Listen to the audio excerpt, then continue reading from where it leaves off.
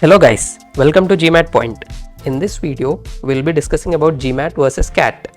So once you decided to pursue an MBA, the next immediate question is which entrance exam should I give?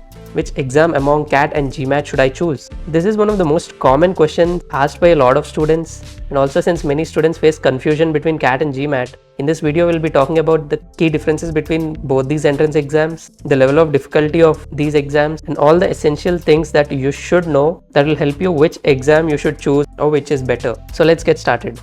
Firstly, GMAT and CAT are both very popular MBA entrance exams taken by a lot of aspirants who wish to pursue MBA from their dream B school. CAT or Common Admission Test is an MBA entrance exam for getting admission into the premier B schools of our country, and GMAT is an MBA entrance exam that's essential to pursue MBA in premier B schools in India and abroad. Okay, so now let's discuss them in detail. So what is GMAT? The GMAT or the Graduate Management Admission Test is one of the most widely taken MBA entrance exams globally, and it is organized by the Graduate Management Admission Council. The GMAT is a computer adaptive test and it's known to assess candidates' analytical and critical thinking abilities. So every management aspirant hopes to achieve a high GMAT score that will allow them to apply to some of the top MBA colleges in India and also abroad. The exam includes the following sections. So we have these 4 sections in the exam. We have quantitative reasoning, verbal reasoning, integrated reasoning, and the analytical writing assessment. The number of questions in the quantitative reasoning are 31. In the verbal reasoning, we have 36 questions. And we have 12 questions in the integrated reasoning section, and we have 1 question in the AWA section. Basically, we have to write an essay here. And these are the points allotted to each of the sections, and this is the time limit for each of the sections. As mentioned, GMAT is one of the most widely taken MBA entrance exams globally. So one needs to score at least 650 plus or a 700 plus out of a total score of 800 to apply to some of the top B schools around the globe. Alright, now what is CAT? The Common Admission Test is an MBA entrance exam which is conducted by the IIMs to offer admission to the 20 IIMs and also other reputed B schools in India. Usually the exam duration of the CAT is 3 hours and it comprises of 100 questions. But due to the COVID pandemic, the exam is being held as a 2-hour exam. So this is a CAT exam pattern. CAT 2021 will also be held as a 2-hour exam. And this is a CAT exam pattern based on the CAT 2020 pattern, which was also a 2-hour exam. So these are the 3 sections in the CAT. We have ARC, LRDI and the quantitative section. Okay, now that we have a basic understanding of each of the exams, let's take a look at the key differences between both the exams. So this table illustrates the key differences between CAT and GMAT. The CAT examination is conducted by the IIMs and the GMAT is conducted by the Graduate Management Admission Council. And as discussed, CAT is an entrance exam for admission to pursue MBA in India, whereas GMAT is an entrance for admission to pursue MBA in India and abroad. So apart from India, more than 100 countries accept the GMAT score for their MBA admission. Also, many colleges accepting the GMAT scores provide scholarship based on your merit or your financial background and such factors. The mode of both these exams is online, but the CAT is not a computer adaptive test, whereas GMAT is a computer adaptive test. So this simply means while taking the exam, your next question will be based on your response given to the previous question. So for example, if you have attempted a question correctly, your next question will be on a slightly higher difficulty level. Now coming to the sections, these are the 3 sections in the CAT. We have the VARC section, LRDI section and the quantitative ability section. And in GMAT, we have the quantitative reasoning, verbal reasoning, integrated reasoning and the analytical writing assessment section. So additionally, GMAT also has this section called the AWA section, wherein an argument is given and you have to write a critical analysis of that argument.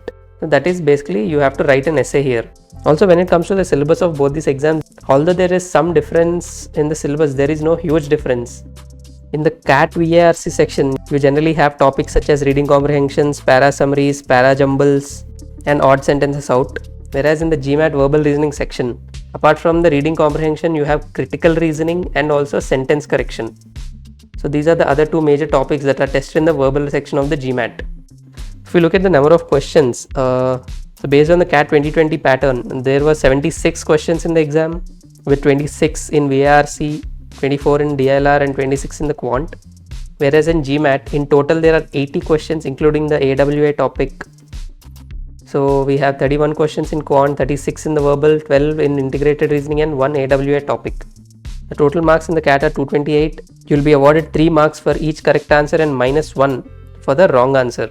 So there is negative marking in the CAT, but this negative marking is for the MCQ type questions only.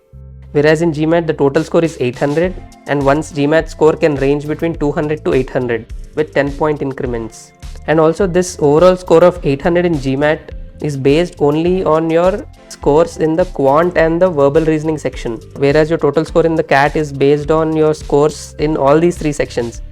So your final score in GMAT is purely based on your performance in these two sections only and not your integrated reasoning section or the AWA topic. And also there's no negative marking in the GMAT. The total duration of the CAT is 2 hours and the total duration of the GMAT is 3 hours and 7 minutes, plus you have an option to take 2 8-minute breaks. So these are the type of questions that appear in the exam. In the CAT we have MCQ based questions with 4 options, and there are also theta type questions, that is nothing but type in the answer. Whereas in GMAT all the questions are MCQ based questions and here you have 5 options for each question. And coming to the exam date of the CAT, CAT is usually held in November, in the last Sunday of November, and it's held only once a year. And when it comes to the GMAT, candidates can take the exam anytime during the year. So they can take the exam up to 5 times a year and a maximum of 8 attempts overall. So candidates have that flexibility to take the exam whenever they're ready. They simply have to register on the official website and book a slot and schedule the exam. And also when it comes to GMAT, there's an option to reschedule the examination. Whereas in CAT, there's no such option to reschedule the examination. The exam is held only once a year and you cannot take the exam on any other date. The score validity of the CAT is only 1 year, whereas for GMAT, your GMAT score is valid for 5 years. Now if you look at the top colleges in India accepting the CAT scores, the best colleges include all the 20 IIMs, especially the top 6 IIMs. Then we have FMS Delhi, MDI, SPJIMR, Mumbai, and so on. When it comes to the GMAT, the top colleges accepting the GMAT scores are the Indian Business School, Hyderabad, SPJIMR, Mumbai, the IIMs for their 1-year MBA program, XLRI, Jamshedpur, IMT Ghaziabad, Great Lakes Institute of Management, Chennai, TAPMI, JIM, Goa, and so on. So as we can see, the testing pattern of both these exams is different, and also to crack both these exams, CAT and GMAT, one needs to have a thorough understanding of the fundamentals, do rigorous practice, have a proper exam taking strategy, solve multiple mock tests, and learn to manage time and stay calm under the pressure during the exam. So these exams are also a test of one's mental stamina. Alright, let's also look at some other key differences between the CAT and the GMAT exams. When it comes to the eligibility of the GMAT exam, there is no precise eligibility requirement as such. However, before applying to any institution or university, just make sure you're aware of all the requirements of that particular university. And when it comes to the CAT, students who have completed their undergrad or those in the final year of graduation can appear for the CAT exam. The exam fee for the GMAT is $250, which is roughly 18,300 rupees. And for the CAT, the exam fees is usually around 2,000 plus rupees. If you look at the differences in the results of both these exams, for the CAT, the exam result is usually announced after a month after you take the exam. The exam result is usually announced in the first week of Jan. Also, CAT provides a score which is then converted to a percentile value, and this is then used as a performance index. And as mentioned, your CAT percentile includes your performance in all the 3 sections of the exam. Now coming to the GMAT exam result, as mentioned, your overall GMAT score includes your performance in the quant and the verbal sections. Once you've taken the GMAT exam, you'll be getting your score for the quant, verbal, and also the IR section, and you'll also be getting the overall score, which includes these 2 sections. So you'll be getting your score immediately after you've taken the exam, and here the candidates have the option to keep the scores or cancel them. And if you decided to keep your scores, you will get the final score officially in 2 to 3 weeks, including your score in AWA. Okay, now how many times can you take these exams? As mentioned, CAT is held only once a year, and hence candidates can appear for the exam only once during the year. And also when it comes to CAT, there is no limit on the number of times that you can appear for the exam. And when it comes to the GMAT, you can schedule the exam anytime during the year, and according to the GMAT, you can take the exam once every 16 calendar days and no more than 5 times in a rolling 12-month period, and no more than 8 times overall. So 8 times is the maximum number of times you can take the GMAT exam. So when it comes to the number of times you can take the exam, there is no such restriction with respect to the CAT exam, because you can take the exam any number of times. Okay, so if we look at the admission process of the top colleges accepting the CAT and GMAT scores, when it comes to the CAT, if you see the admission process of the IIMs which accept the CAT score for their full-time 2-year MBA program, apart from the CAT score, IIMs also give a considerable weightage to one's performance in past academics, and also some weightage is given to your work experience. Based on these parameters, candidates will be shortlisted for the interview. Also, apart from the IIMs, there are some top colleges such as FMS, MDI, which give maximum weightage to your CAT scores and relatively less weightage to your past CATs. So if you have a good CAT score, you have more chances of getting called from these colleges. And when it comes to the GMAT exam, so after you've taken the GMAT exam, your score is automatically reported to 5 colleges for free. You can choose these 5 colleges when giving the exam. And beyond that, if you want to send your scores to more colleges, you have to pay a certain amount of fees. And here the admission process of the college accepting the GMAT scores is a little complex, and it involves more procedures when compared to the CAT. So for the GMAT, along with your GMAT score, you should also submit a lengthy application which includes your work experience most importantly, and you need to submit a statement of purpose, letters of recommendations from your college professors or your previous employers, and based on many such factors your profile will be evaluated and you will be getting an interview call. So candidates are advised to check with the respective colleges for a detailed admission process of a particular college. Now coming to the placements of the MBA colleges accepting the CAT versus MBA colleges accepting the GMAT. So if you look at the placements of the top colleges in India, usually the packages offered during the placements depend on the college one is graduating from. The packages are much higher for the ones passing out of the top colleges such as the ISB, the old IIMs, and colleges such as SPJIMR and so on. So if we look at the average placement at ISB Hyderabad, which accepts the GMAT, the average placement stands at 28 plus lakh per annum. And if you look at the average placements of the 2-year full-time MBA program at the IIMs, which accept the CAT scores, the average package is usually around 26 plus lakh per annum. Right, now let's look at the time required to prepare for both these exams. Usually there's no fixed amount of time that's required to prepare for an exam, but the time required depends on the candidate's ability to grasp the concepts. And usually the students who are starting from the scratch take around 6 to 8 months to crack the CAT exam.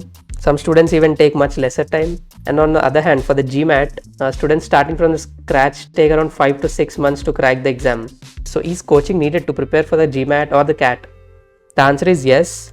One would need external mentorship in the form of coaching and mentors to prepare either for the CAT or the GMAT.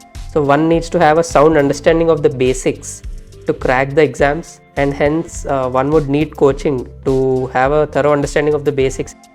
Also, having a good peer group is very essential for both these exams. If you're someone who has started preparing for the GMAT, or if you have decided to give the GMAT exam, you can join our Telegram group. So you can join our Telegram group for GMAT aspirants, where you can post and discuss your queries about your GMAT preparation with your peers and also the exam experts. Alright, now coming to the most frequently asked question by a lot of students. So which one is tougher among the two exams?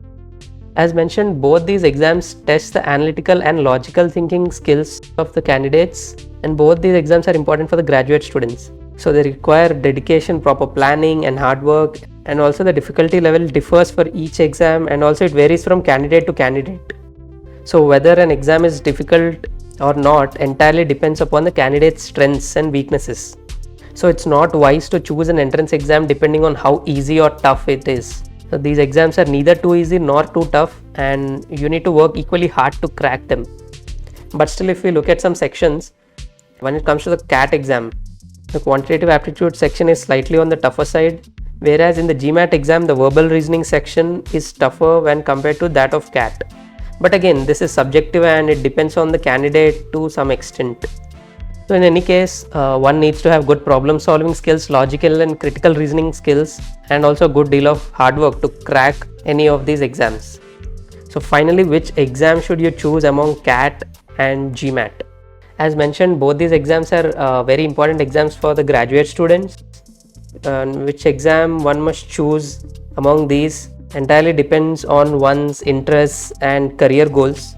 One can also prepare for both these exams simultaneously and can also give both the exams. So if you're someone who is already well versed with the concepts that appear in the CAT, you just need to additionally prepare for certain topics in the GMAT. For example, when it comes to the GMAT verbal section, if you already prepared for the CAT, you additionally need to prepare for the critical reasoning section of the GMAT and also the sentence correction section of the GMAT.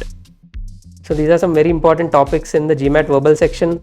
And when it comes to the quant section of the GMAT, you additionally need to prepare for the data sufficiency type questions. So if you have already prepared for the CAT, most of the quant topics are covered in the CAT. and you just need to additionally practice more of data sufficiency type questions when it comes to the GMAT. Now coming to the question of which is better or which exam should you choose among these two exams, before answering that question, you must know the answers to these questions. And the first question you should ask yourself is why? Why do you want to attempt a particular exam? What are your career goals? What are your aspirations? And where do you see yourself in the next 5 years or 10 years?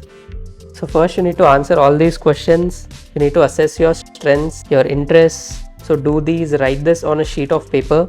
Once you do that, you will be able to figure out which is the right exam to give. Also, you should choose based on your target college. So which exam you should choose also depends on which MBA college you're targeting, which program you're targeting, and do you want to pursue MBA with WorkX or without WorkX. Because normally colleges accepting the GMAT scores also expect a very good amount of work experience, especially the foreign universities. So in most of the cases, you definitely need a good amount of work experience if you're planning to take the GMAT and apply to a foreign university. So based on all these factors, your interests, your target B school, you should be choosing the right MBA exam that you must give. Having said all these, both exams are good and both these exams have very good scope. And final decision has to be taken by you depending on these factors which are mentioned here.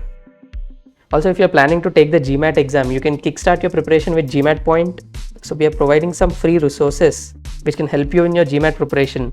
So we are providing 5 free topic tests each on quant and the verbal section. You can take these tests on our website gmatpoint.com.